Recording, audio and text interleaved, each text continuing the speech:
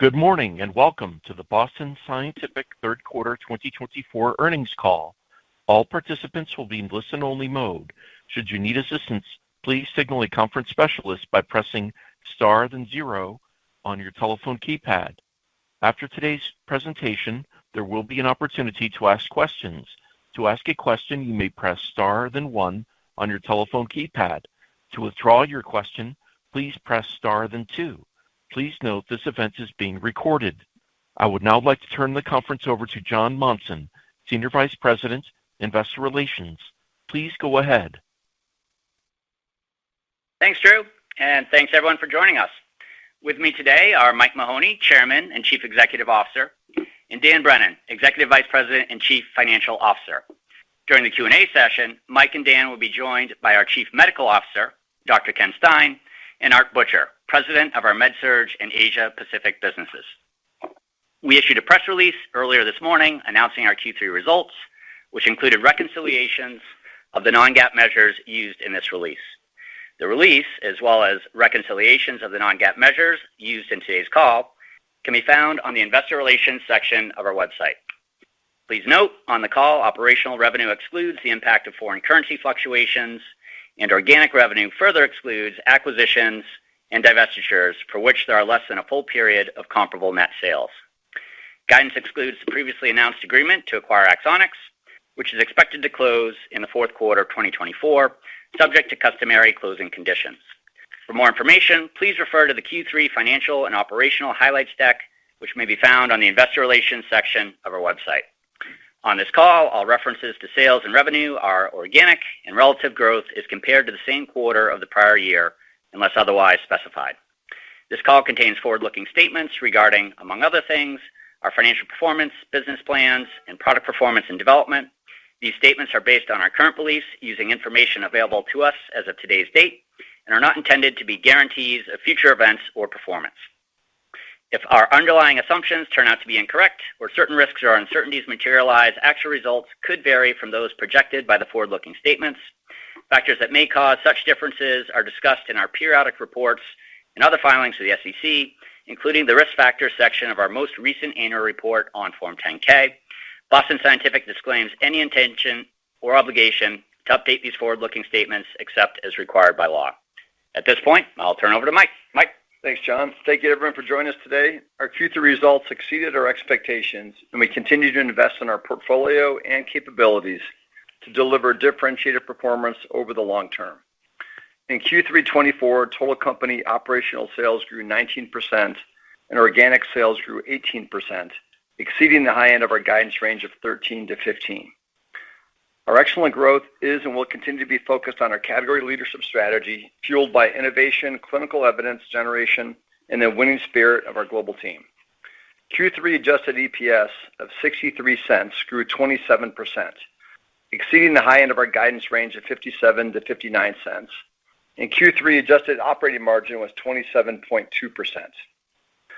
Turning to our fourth quarter and the full year 24 outlook, we are guiding to organic growth of 14 to 16% for fourth quarter and raising our full year guidance to approximately 15%, reflecting momentum across our broad portfolio and particularly in AF solutions. Our fourth quarter adjusted EPS guidance is now 64 to 66 cents, and we expect our full year adjusted EPS to be 245 to 247. Representing growth of 20 to 21%. Dan will provide more details on our financials in a few minutes, and I'll provide additional highlights on our third quarter results along with our comments on our outlook. Regionally, on an operational basis, the U.S. grew 24% with double-digit growth or higher in 6 of 8 business units. Our EP business continues to deliver impressive performance fueled by FARAPULSE new account openings and very strong reorder rates. Europe, Middle East, and Africa grew 14% on an operational basis. This performance is driven by continued above-market performance in EP, where we continue to expand our PFA leadership, complex PCI, and structural heart. In TAVI, we received CE mark and recently launched our next-generation Accurate Prime valve. I also want to announce that following a nearly 30-year career at Boston Scientific, our president of EMEA, Eric Topeau, will retire in December, and Xavier Bertrand, currently the Vice President of Peripheral Interventions in EMEA, will be appointed the new president of EMEA. I want to thank Eric for his many significant contributions to the organization and congratulate Xavier on his new role. Asia Pac grew 12% operationally with excellent performance in China, Australia, New Zealand, and grew mid-teens despite recent VBP implementations. In Japan, we received PMDA approval of the FARAPULSE PFA system and anticipate reimbursement and commercial launch in the coming weeks. I'll now provide some additional commentary on our business units. Urology sales grew 10% with double-digit growth in stone management and prostate health, including double-digit growth in both Rezūm and SpaceOAR. Within the quarter, we continue to see momentum from the launches of LithoVue Elite and the Tenaccio pump with our AMS 700 device. And looking forward, we expect to close the previously announced acquisition of Axonics in the fourth quarter, and we're excited to add this excellent business into Boston Scientific in our urology business. Endoscopy sales grew 7% organically and 8% operationally, with strong growth, particularly in the U.S. Our anchor products continue to drive above-market growth with Axios and Exalt D, both growing double digits in the quarter. We also continue to see strong double-digit growth in our endoluminal surgery franchise. We're pleased to recently receive a Category 1 CPT code for the ESG weight loss procedure, which is expected to further momentum within this business. Neuromodulation sales grew 3% organically and 17% operationally, including Relievant, which will turn organic in November. Our brain franchise returned to low double-digit growth in the quarter in the U.S., supported by de novo implants and competitive replacements. Our pain franchise grew low single digits organically and double digits operationally. Our global SCS performance was below our expectations in a market that continues to be challenged, offset by growth in the rest of the pain portfolio, which reflects the value of our category leadership strategy. Peripheral intervention sales grew 10% organically and 12% operationally. Within our vascular business, we saw mid-single-digit growth in arterial, with continued double-digit growth in drug-eluting therapies and low double-digit growth in venous. We're also pleased to have closed our acquisition of Silk Road Medical in mid-September, adding the innovative TCAR system to our vascular portfolio. Our interventional oncology and embolization franchise grew double digits again, driven by continued momentum from recent launches in embolization and sustained double-digit growth in TheraSphere. Cardiology delivered another exceptional quarter, with sales growing 29%. Within cardiology, interventional cardiology therapies grew 14%. Mid-teens growth in coronary therapies was supported by the launch of the U.S. Agent Performance. Continued global adoption of coronary imaging with our Vigo Plus platform and our calcium portfolio. The U.S. Agent launch continues to exceed our expectations with both new account openings and strong reorder rates.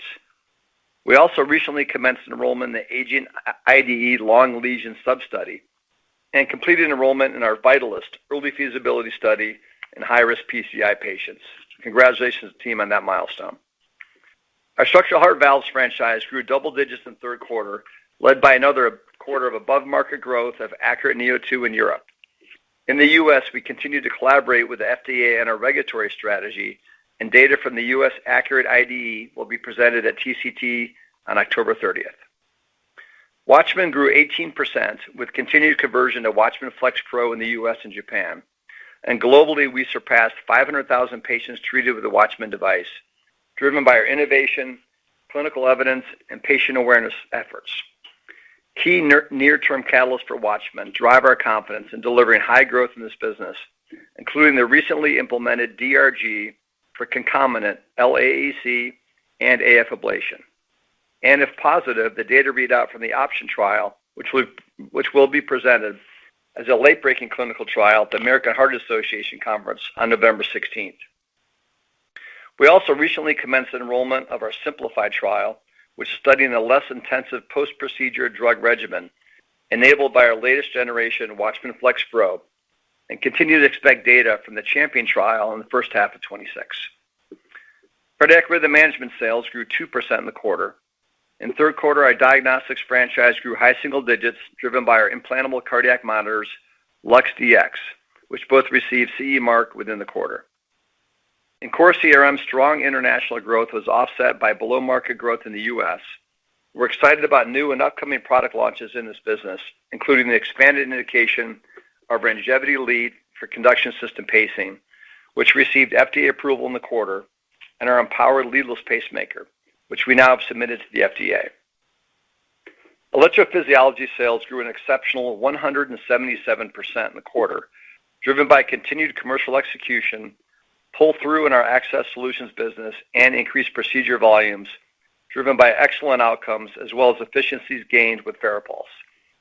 We have now treated over 125,000 patients with FARAPULSE, driving rapid and transformative conversion from RF and cryo to PFA, specifically using FARAPULSE. As a result of this accelerated conversion in the market, we now expect PFA to likely exceed our previously communicated range of 40 to 60% of global AF ablations by 2026. We are excited about the recent FARAPULSE approvals in both Japan and China and expect these launches to have a meaningful impact on our global EP business in 2025. Recently, we received USA approval of the FARAWAVE NAV catheter, which combines with the FARAWAVE software to visualize cardiac ablation procedures exclusively with our Opal HDX mapping system. We are pleased to have completed follow-up phase 1 of the Advantage AF clinical trial, which is evaluating FARAPULSE in the treatment of patients with drug-refractory persistent AF. And we expect to submit the results of the trial to the FDA later this quarter, and anticipating presenting the results in early 25, with label expansion expected in the second half of 25. We're also studying a very new patient population of drug-naive persistent AF patients in Avant-Garde. As we have neared the end of this enrollment, we have elected to temporarily pause the trial to assess a few unanticipated observations. It is our intention to resume enrollments in the near term, and based on the totality of clinical evidence and commercial real-world experience, we remain extremely confident in the unique performance of FARAPULSE. In closing, we're very proud of the performance of our global teams and are confident in the sustainability of our top-tier financial performance. With that, I'll hand over to Dan and provide more details on the financials. Thanks, Mike.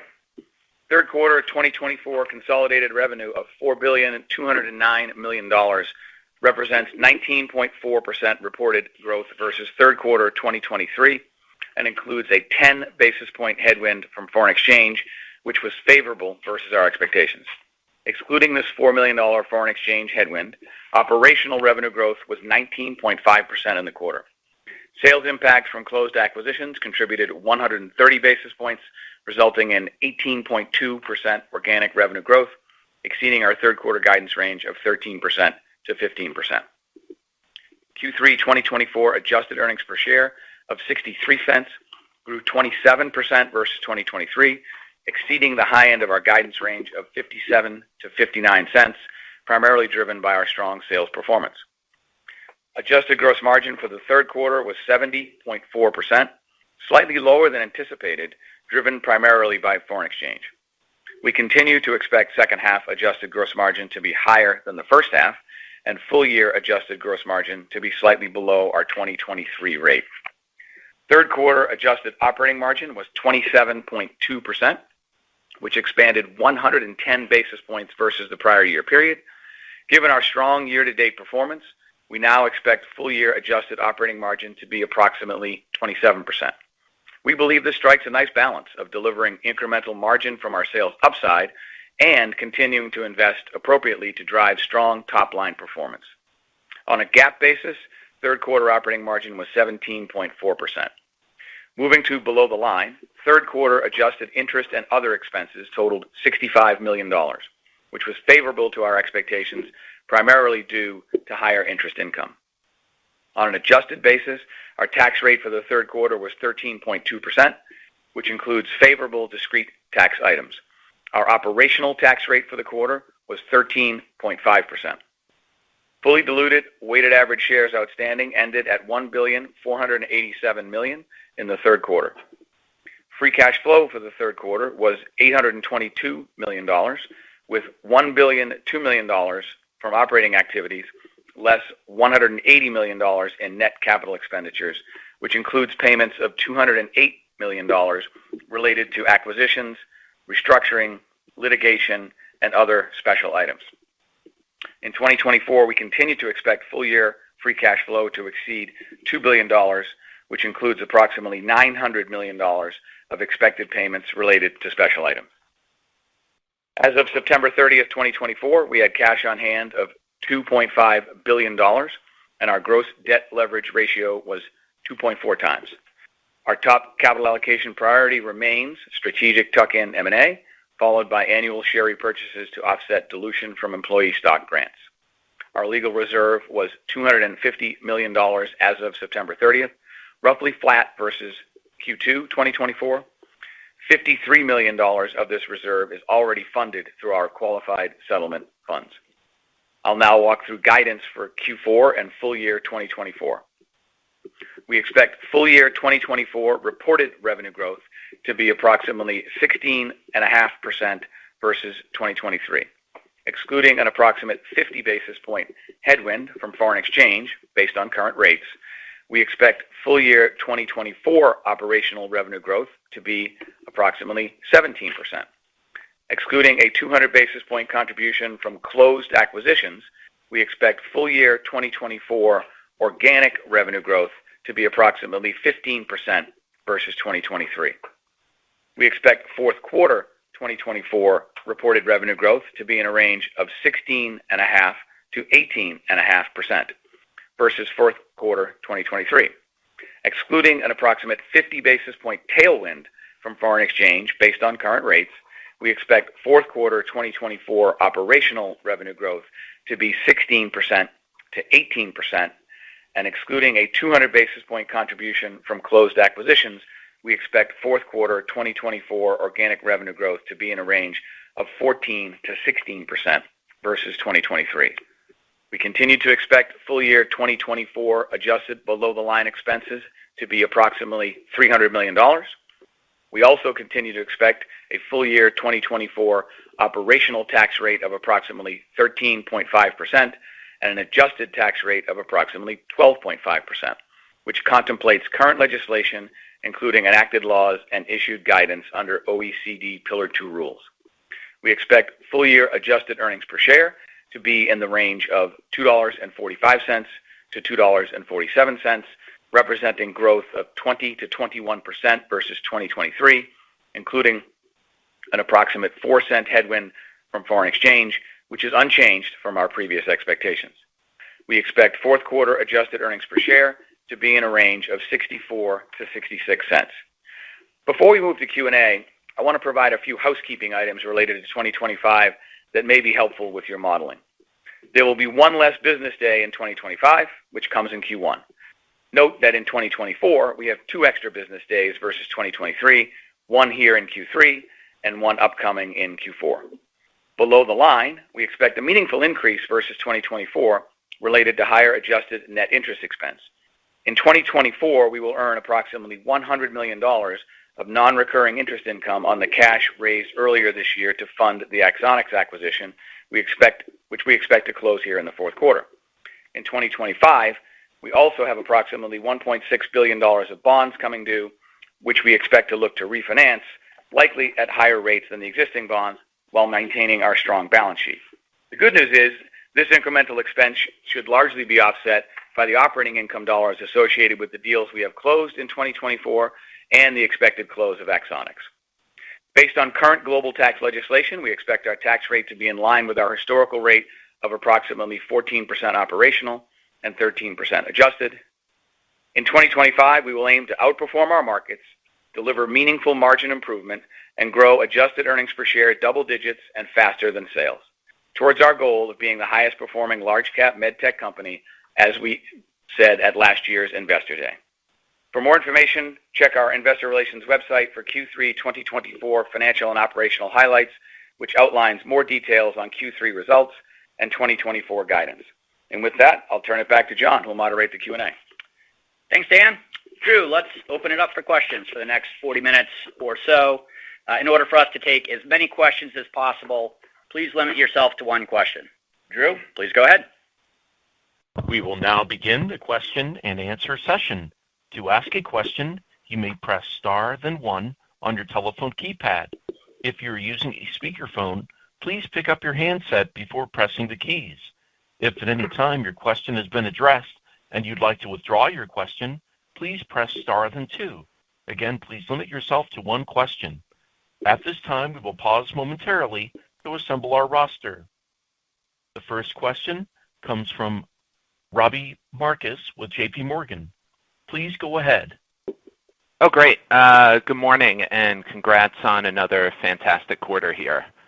Thanks, Robbie. My one question, there's so much to ask about here. Make it a good one, Robbie. In our checks, we hear consistently that the upcoming option trial that we'll see at AHA combined with the recently started on October 1st reimbursement for concomitant Watchman and PF and ablation has already started to kick into gear, and option could meaningfully alter the usage patterns ahead of Champion in first half of 26. So wanted to get your thoughts on the importance of both concomitant and should option be positive, what that can mean for both of those franchises, both in the short and long term. Thanks. Sure, I'll comment, and Dr. Stein can add probably more helpful color. Clearly, independently, both platforms are doing incredibly well. Watchman on its own with all the clinical evidence, and you saw the amazing results of FARAPULSE today. And doctors are so comfortable with both procedures. It's a very safe procedure. The concomitant reimbursement we view as quite positive. It's also very positive economic for the hospital. It's beneficial for the patient. The procedure will be performed safely, so we're really pleased with that concomitant. And so it's clearly a ongoing long-term tailwind for Watchman, and also further helps FARAPULSE. Both platforms, as you know, have a number of different clinical trials to continue to expand indications. And Dr. Stein, any other comments you'd like to make on it? Yeah, no, sure, Mike. Thanks, Robbie. Again, reiterate what Mike said at the outset, right? I mean, the ability to do concomitant procedures and get reimbursed with them under the new CMS DRG, it's one of those things that's, it's positive for patients, it's positive for the healthcare system and hospitals, and it's certainly positive for us, given the unique advantages in doing concomitant procedures when you think of the safety and efficiency of FARAPULSE, and you think of the safety and efficiency and frankly, excellent outcomes with FARAPULSE and with Watchman Flex and Watchman Flex Pro. Again, just to, give some sense of the importance of this, right? There are approximately 350,000 ablations performed in the U.S. every year for atrial fibrillation, and roughly half of those patients are at high risk of stroke, according to things like the CHA2DS2-VASc scoring system. I think we are all anxiously looking forward to see the option data when it gets read out, and the impact that'll have. I think stating the obvious will depend on what those data show, and if they do show a compelling benefit to Watchman, right? How big is that benefit? And then again, to reiterate what Mike said, beyond option, we also have the Champion trial, expecting that trial to read out in early 26, which would look at Watchman versus the new oral anticoagulants in all comers. Great, thanks a lot. The next question comes from Joanne Wuensch with Citi. Please go ahead. Good morning, and thank you for the question. I want to talk about the amazing results of FARAPULSE that we just saw, and specifically how you're thinking about moving. I was really interested in one quote that you said, to exceed 40 to 60% of global AF procedures by 2026. Thank you. Sure. So this has just been a tremendous launch. Just a quick shout out to our operations supply chain team for staying ahead of the manufacturing, extremely high demand for this product, and the excellence that we're seeing in the field by the commercial and clinical teams. So, doctors are moving surprisingly quickly towards FARAPULSE, surprisingly to what we thought it would be a year ago. So when we had the Investor Day, we weren't quite sure because we didn't have approval in the U.S. We saw excellent momentum in Europe, and now our operations team is scaled to meet the demand. And those same excellent clinical outcomes and procedural efficiencies and safety benefits that patients received in Europe are being felt throughout the world now. We've implanted over 120,000 of them. So that was our point estimate, about a year ago or so. And based on the rapid uptake, we're confident in stating that we do expect it to be at the high end and likely exceed that 40 to 60, based on how quickly physicians are transferring, especially for PVI, from traditional RF and cryo to Farapulse. And it's also been supported by the sub-studies within Advent that show the benefits of Farapulse versus traditional RF. So it's a great time in the market for the physicians and the patients. And we've also proven, based on our competitive launches in Europe, who've been out for a while, that we clearly are the market leader in PFA, and we have lots of plans in place to continue to extend that leadership with clinical differentiation and product enhancements. Thank you. The next question comes from Larry Biegelsen with Wells Fargo. Please go ahead. Good morning. Thanks for taking the question. I'll echo my congratulations on a really phenomenal quarter here. Dr. Stein, given the importance of Farapulse, can you provide more color on the Avant-Garde trial and the observations you saw? And related to that, there are going to be more PFA ablation choices soon, including from the market leader. Once these new PFA catheters are launched, what are the factors that will lead existing Farapulse customers to stay with Farapulse or choose Farapulse if they haven't adopted it yet? Thank you. Yeah, sure, Larry. Let me take those successively. So first on Avant-Garde, again, as Mike said, due to a few unanticipated observations in the trial, which is studying a completely new population, which is drug-naive patients with persistent AF, which Farapulse is not currently indicated to treat, we did elect to temporarily pause enrollment until we develop better understanding of the observations. While none of the observations were life-threatening, we did make a decision to temporarily pause, but it is our intention to resume enrollments in the near term. And this in no way at all affects our confidence in the overall performance of the Farapulse system as it's being used today commercially or in other clinical trials. Again, as Mike said in his opening comments, we remain confident that we're going to obtain expanded indication for drug-refractory persistent AF patients. And that's the data from our Advantage Phase 1 trial. Again, as Mike said, we expect to submit that data to FDA later this quarter. We expect to present that data in early 2025, with indication expansion expected to come in the second half of 2025. And again, I just want to close by emphasizing that this patient population that we're studying in Avant-Garde, which is drug-naive persistent AF patients, has not previously been studied. It's a population that's not indicated for ablation today under guidelines, and it's not the population that's being treated today with Farapulse system.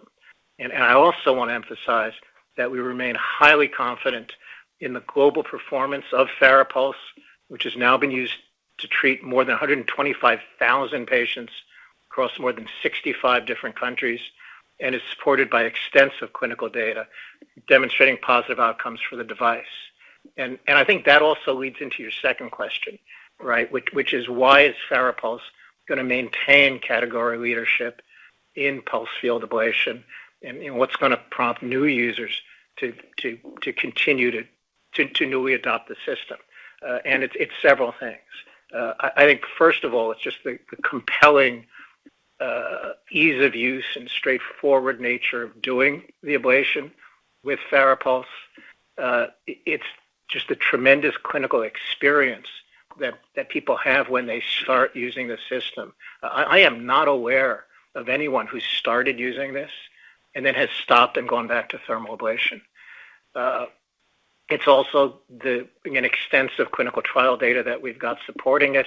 As Mike mentioned, right, we had a sub-analysis of the Advent data, which is the first data that anyone has had to actually show superiority and efficacy outcomes when we look at AF burden as a secondary analysis of the Advent data.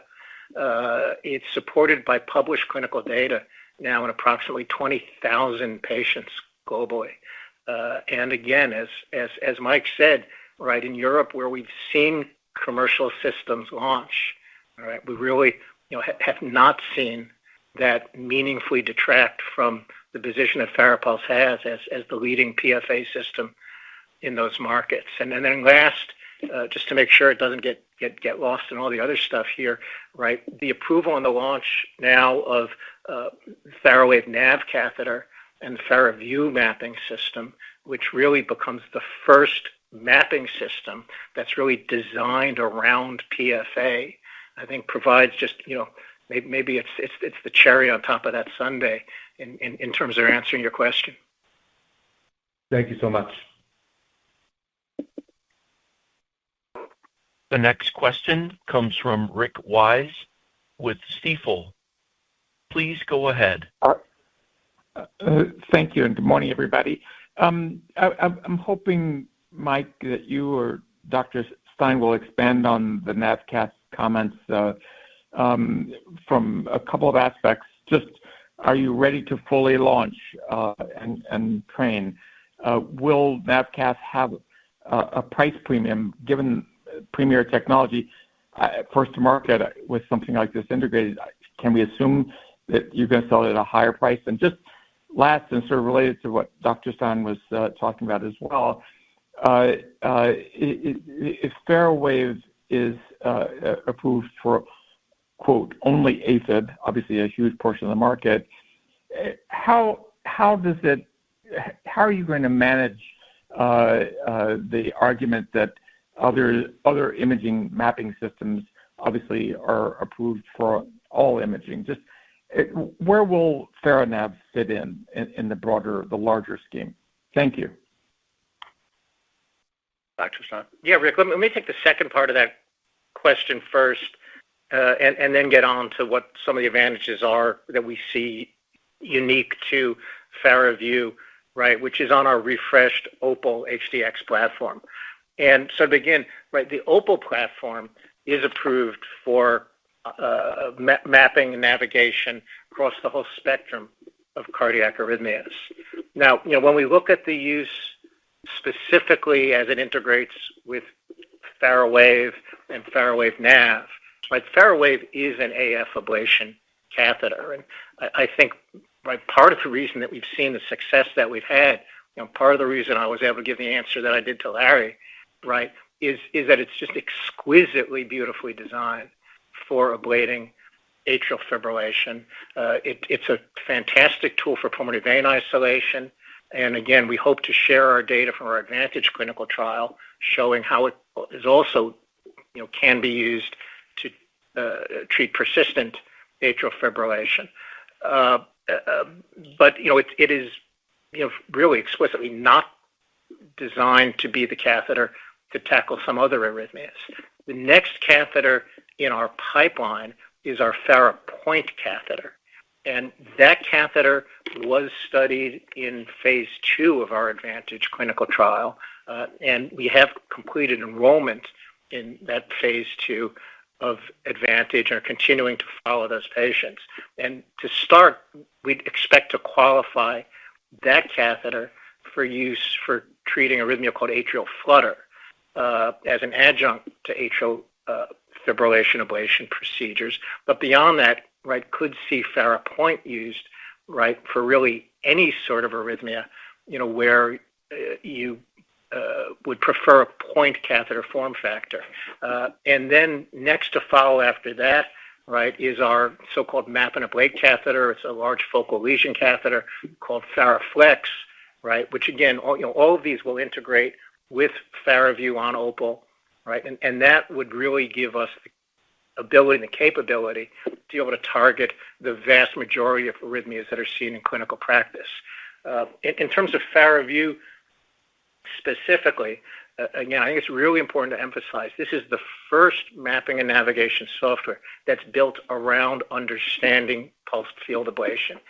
And so it gives a lot of advantages to users who want to use it to navigate a catheter.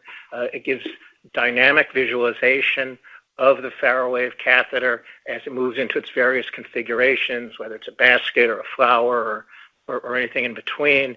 And it's also got a unique feature called field tagging, where physicians will be able to see, where the pulsed field will intersect with tissue and hopefully allow them to better strategize, where and when and how to put lesions in when they're doing an ablation procedure. That's an amazing answer. And just the price premium part. Thank you. Yeah, I'm not going to comment on pricing on specific products, Rick. Thanks so much, everybody. The next question comes from David Roman with Goldman Sachs. Please go ahead. Thank you, and good morning, everyone. I was hoping to switch gears a little bit from the EP side of the business, and maybe if you could spend a few minutes on the performance of the franchises, kind of ex-Watchman and EP, which are still trending very well, although a slowdown from where you started the year. How are you thinking about resource allocation and just the focus on those businesses and maintaining ongoing support for those franchises in light of the success of PFA? And how should we think about the growth drivers in some of those more established categories on a go-forward basis?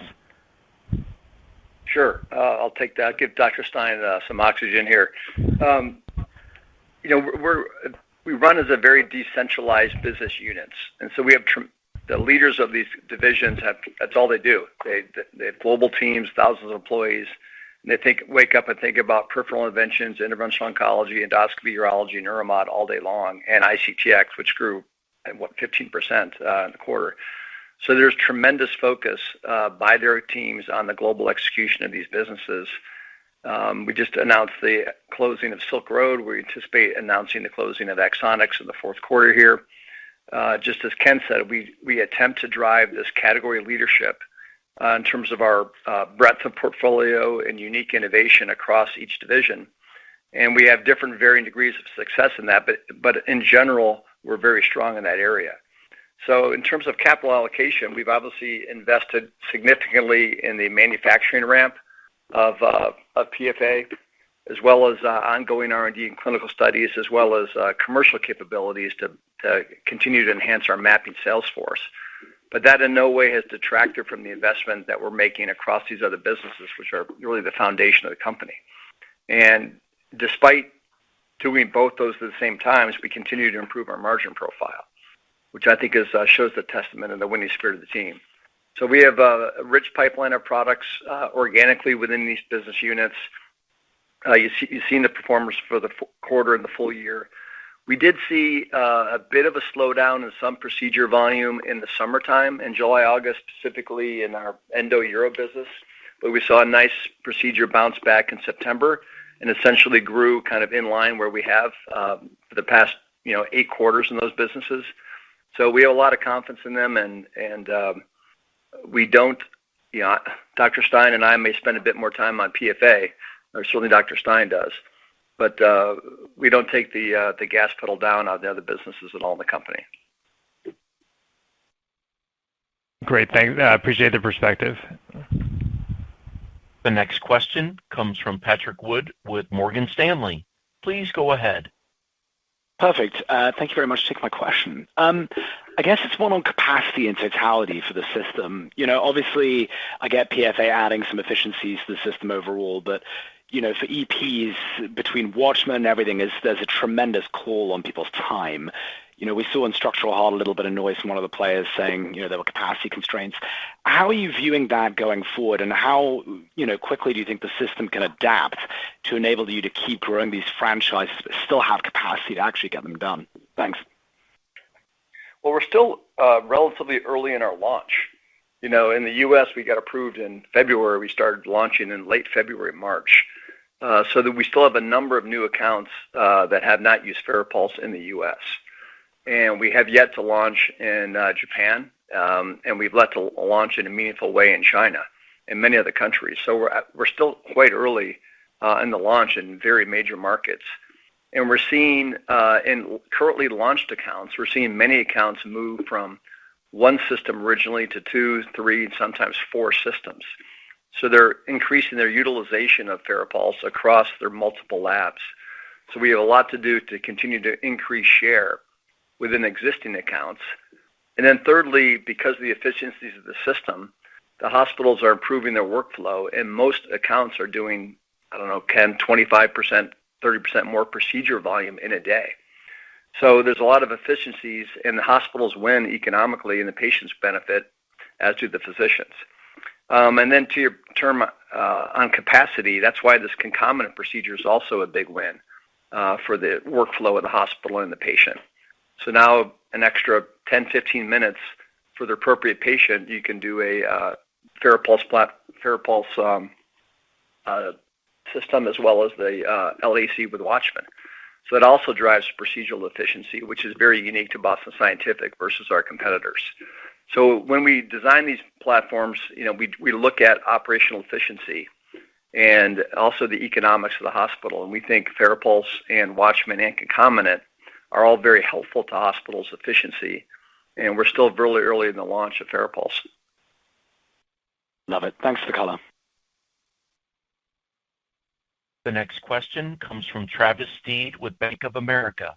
Please go ahead.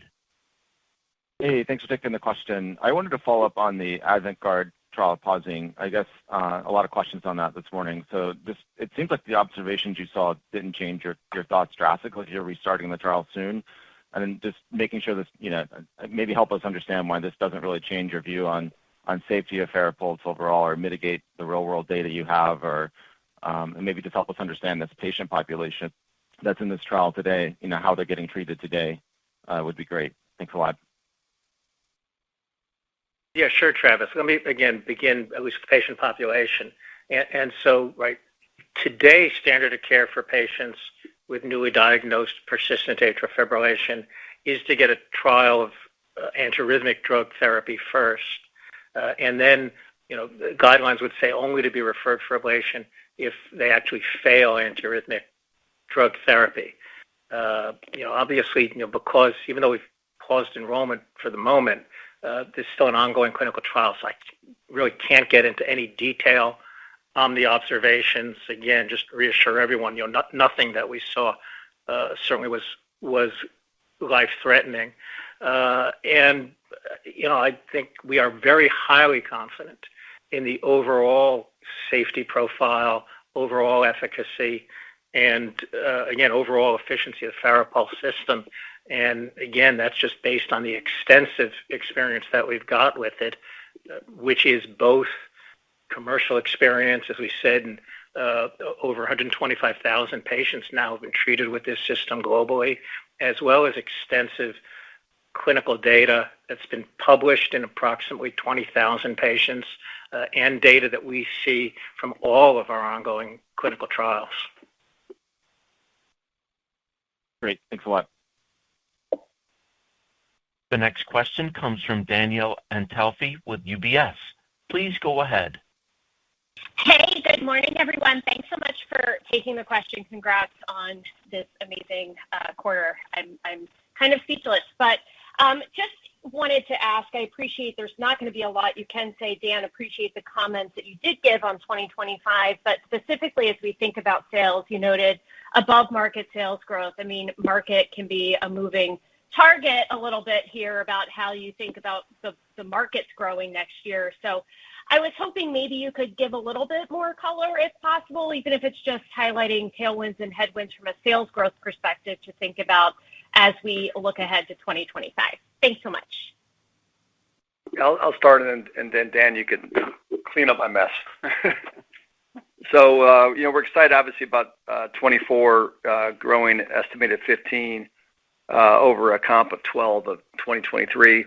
And as we head into 2025, obviously, we'll have a nice comp at approximately 15, but there's so many good things going on with the company. Thank you for the non-FARAPulse question that was asked earlier about the other businesses like PI and ICTX and urology commonly growing double digits, and the strength of endo, and we want to strengthen Neuromod and USCRM a bit more. And so, but as you look at 2025, the big headlines obviously are FARAPulse and Watchman. We do think the Japan launch and China launch will drive meaningful growth for the franchise. And as I mentioned just prior, there's a number of new accounts to open in the U.S., and there's a lot of penetration in current accounts to add additional volume to both FARAPULSE. You've heard all about the concomitant reimbursement for Watchman. So those are all nice, tailwinds for the company. The procedure volumes we see is relatively consistent. We did see a bit of a slowdown in July, August, but a strengthening in September. And so we think procedure volumes will maintain strong versus as they are now. And we see strong global performance. So obviously we'll have some more challenging comps. There'll be some more competition in PFA, but we're doing very well against that competition in Europe. I don't know, Dan, how, and we also we have the agent, which threw one out to our cardiology team, which has performed quite well. So we'll find out about reimbursement on that product in the next coming weeks. That should add some additional momentum to that franchise. I think that summarizes it well. And just to give you a sense of the process, it's no different than it is any year. We have our annual operating plan process that's alive and well here through the fourth quarter. We'll review that as we go through the end of the quarter and into early next year, and we'll let you know what we think for 2025 at our Q4 earnings call. Appreciate it. Thanks, guys. The next question comes from Anthony Petrone with Mizuho Group. Please go ahead. Well, thanks, and congrats on a strong quarter here. I think the question will be on the go-to-market next year, 2025. You go back to the October 18th press release, and you have FARAWAVE NAV catheter out there, but it indicates that it's exclusive to Opal on the mapping side. So in other words, the company is coming with a closed-loop offering here next year, and presumably we'll have competitors that are coming with a bundled approach. So maybe the question here is just when we enter 25, it seems that 3 competitors will be out there with a bundled approach to PFA with mappers. So maybe just walk through that dynamic a little bit. Congratulations again on the quarter. Yeah, I'll just comment, and Ken, again, you could finish this. So today, customers are using FARAPULSE with our legacy arrhythmia mapping system, and they're also using it with our 2 primary competitors today. So the Opal platform will not be closed out in such a way that if a physician wants to continue to use a competitive mapping system with FARAPULSE, they still can. We do think that with the Opal mapping system, specifically with FARAPULSE, the user experience will be more meaningful and more streamlined and differentiated. So we're not closing the system in that we're shutting out, competitive systems from doing FARAPULSE cases. But we're quite confident in the user experience, the overall economics, and the value of the Opal integration with FARAPULSE to be differentiated versus what they're using today. Yeah, I mean, Anthony, just to, again, build on what Mike said, right?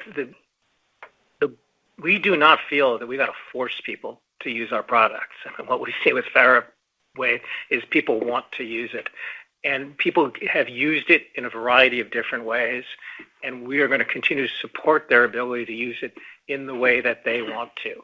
And that includes people who use no mapping and navigation at all, which is really sort of the predominant use case that we see in Europe and throughout a lot of the world, or to use it with a mapping and navigation system. We're going to continue to keep the original, right, the FARAWAVE catheter without the nav sensor on the market for people who want to use it with a competitive mapping system.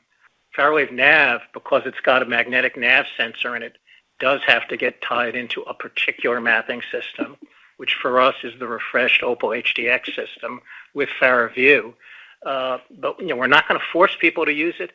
We think it's got enough compelling differentiated advantages compared to what else is out there that people are going to want to use it.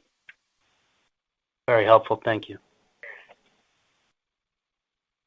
The next question comes from Vijay Kumar with Evercore ISI. Please go ahead. Hi, guys. Congrats on a nice quarter here, and thanks for taking my question. Mike, maybe one for you on next week's ACURATE neo2 results here. What is the regulatory strategy? Do you expect to file with the FDA? And I think you mentioned that you expect to have a successful launch in the U.S. Is that referring to Neo2 or some other generation of the valve? So maybe talk about your TAVR strategy in the U.S. Sure. So as we've talked about before, the ACURATE Neo2 trial on the 1,500 patient will be at TCT on Wednesday? October 30th. October 30th. So that is an important milestone to see that clinical trial data. So that will be presented, and we'll actually be holding a investor meeting that day with Joe Fitzgerald and Lance Bates and the team to talk about the broader cardiology portfolio and the plans for ACURATE post the data. As you do know, we've continued to have excellent momentum in Europe. You saw the third quarter results. We continue to grow above market, and kudos to the team on the launch of Prime, the next generation ACURATE Neo2, which they just recently started implementing in Europe. Sorry, and does it mean you expect to file with the FDA, Mike? And what does successful launch mean? Well, a successful launch, we've never provided share attainment goals, just like we don't provide a share for FARAPULSE. So we obviously want to grow the business. It's a very large market, very mature market, growing, 8, 7, 9%. And we continue to do quite well in the U.S. We'll provide more information at the TCT, at the investor call there. The next question comes from Matt Miksic with Barclays. Please go ahead. Hey, thanks so much for fitting us in, and congrats on a really impressive quarter and all the great growth drivers you have running. I had a question just on, maybe for Dan, on some of the dynamics in the gross margin line in the quarter. You mentioned FX being kind of one of the primary headwinds, but as you move into 25, maybe if you could talk a little bit about where the leverage in the model is. It's stable gross margin and levering some of the operating investments that you're making, but maybe just some color on how you see that progressing at this point. Thanks. Sure, Matt. The Q3 story is actually pretty simple. So we were 70.4% gross margin in Q3, slightly below what we would have expected, and that's really driven by foreign exchange in the quarter. So simple story for Q3. We've said consistently that we believe our full year adjusted gross margin will be below last year. Last year we were 70.7. So we've consistently said, we're probably not going to hit that 70.7 in 2024.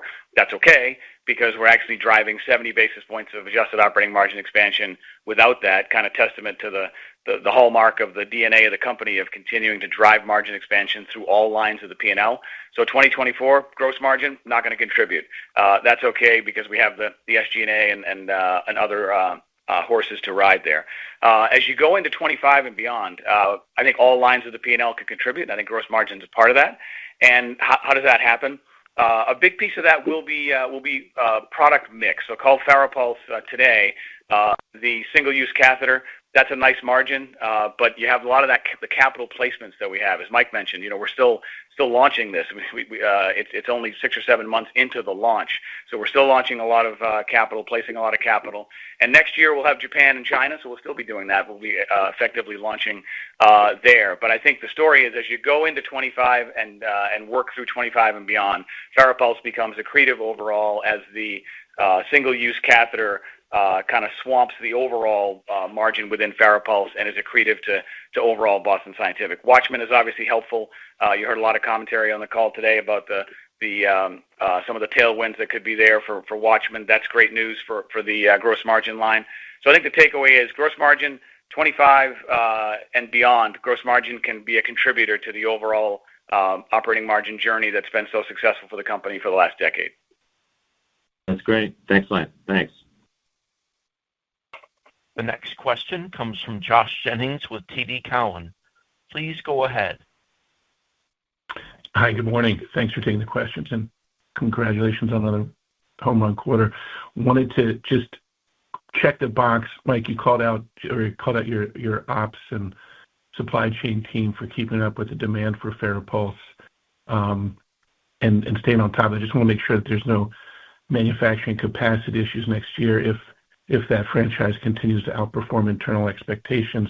And then also just started to follow up on two-parter, but wanted to just get your team's view on this mapping segment. I mean, our understanding is that mapping capital and diagnostic mapping catheters, the percentage of the overall ablation market, it's even higher than the ablation catheter segment. And just, you guys are now well positioned there, but just to review that and maybe just the revenue, the business model for Boston Scientific, whether this FARAPULSE Nav catheter will be single use for PVIs and then just how you're building out your diagnostic mapping catheter portfolio. Sorry for the multi-part. Well, hey Josh, I'll take the second part first, and then we can get to the supply issue. So just for clarity. Let me just jump in. There is no supply issue. All right. So let's talk about that. So kudos to the team. Let me take the first part. We do not anticipate, even despite the high demand, our team's done a great job on the catheter supply and the console supply, so we don't anticipate any supply shortages. I should not have used that word. Yeah, in terms of just for clarity, so the FARAWAVE NAV catheter, it is a single-use device. It is, again, currently indicated for PVI for patients with paroxysmal atrial fibrillation. As we said, at the Advantage clinical trial is our clinical trial to get label expansion for the FARAWAVE catheter family for use in patients with drug-refractory persistent atrial fibrillation. And again, I think, what we really want to emphasize here is that there's some really significant differentiated advantages to FARAVIEW versus other systems that are currently on the market for mapping and navigation of PFA catheters, right? And that's specifically ability to do dynamic visualization of the catheter shape as it changes, ability also to do field tagging, and so ability to plan where to put lesions in when you're doing an ablation procedure. Just in terms of the diagnostic mapping catheter portfolio build out, you guys do have a high density mapping catheter in the pipeline, is my understanding, but just wanted to get a better look on that. Yeah, I mean, Josh, we already have a high density mapping catheter, right, which is our Orion catheter, which can be used on the refreshed Opal system. And then as we go down the road, right, we've talked about additional catheters that are going to be part of the FARAPULSE family, which includes FARAPOINT and includes our FARAFLEX catheter, which would have the capability to do both high density mapping and also do PFA ablation in the same catheter. Yeah, they're all. I'll just add on, and we'll move on to the next one. There are elements of the procedure that we don't compete in today. That pie, like ICE catheters and others. So we're doing extremely well in the ablation portion of it. We expect Opal to do quite well in the mapping segment, which we've been underscaled in.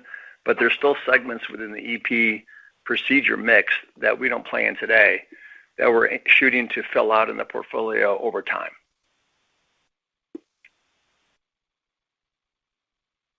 I'll make one other comment on FARAPULSE relates to China. It wasn't a question, but we're excited about the approval in Japan and in China. We do expect the China launch to be a bit slower than what you typically see in the U.S. and Japan, based on obviously not product or team, but it's more on getting approvals and registries and launch cadence in terms of the volume of new accounts. So we've done some recent openings there that have gone quite well, but we don't anticipate the same aggressive launch in China that you've seen in U.S. We do expect to have a very strong launch in Japan. And also just a shout out to the China team. Despite the significant VBP headwinds that we've seen, which have impacted our IVUS franchise, and there will be more VBPs in 2025. We continue to grow essentially at the company average in China, despite those headwinds, when many of our peers have faced tougher results. Andrew, let's take one more question. Thank you. That question will come from Matthew O'Brien with Piper Sandler. Please go ahead.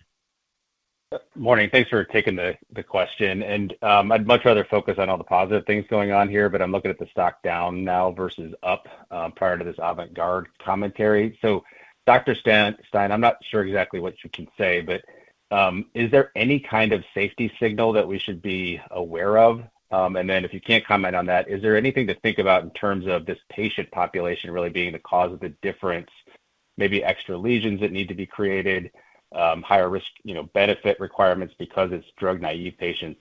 Just anything along those lines that you can share, because I think folks are pretty nervous this morning just based on how important FARAPULSE is to the business. Thanks. Yeah, Matt, again, because this is an ongoing trial, I can't get into any details. Again, what I can say is we are highly confident in the safety of the system. Again, we've got extensive commercial use data in over 125,000 patients treated. We've got extensive published clinical trial data and other ongoing clinical trials, and are highly confident in the safety, the efficiency, and the efficacy of the FARAPULSE system. Expect to relaunch this trial soon. All right. Thanks, Ken. Thanks, Mike. And thanks, everyone, for joining us today. We appreciate your interest in Boston Scientific. If we weren't able to get to your question, or if you have any follow-ups, please don't hesitate to reach out to the Investor Relations team. Before you disconnect, Drew will give you all the pertinent details for the replay. Thanks, everyone. Have a great day.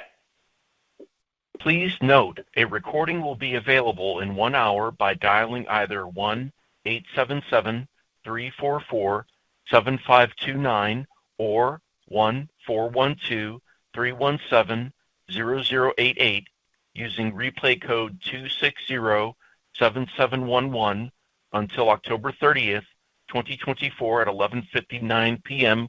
Eastern Time. The conference has now concluded. Thank you for attending today's presentation. You may now disconnect.